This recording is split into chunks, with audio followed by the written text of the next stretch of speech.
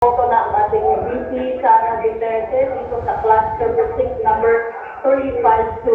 Sa ngayon ay kasalukuyan nagsasalita si VP Sara sa harapan ng mga media.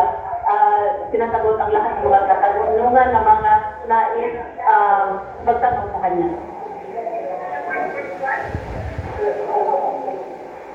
Hi, Lilin.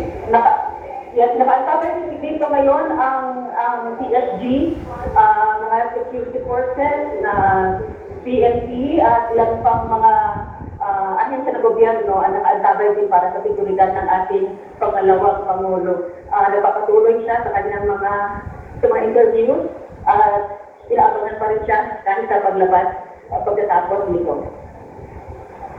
Hi, Lilin.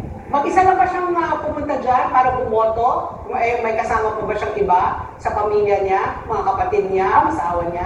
Ang nakita po namin ngayon sa pagdating namin nakita yung kanyang mga security, yung special, yung kanyang private na security.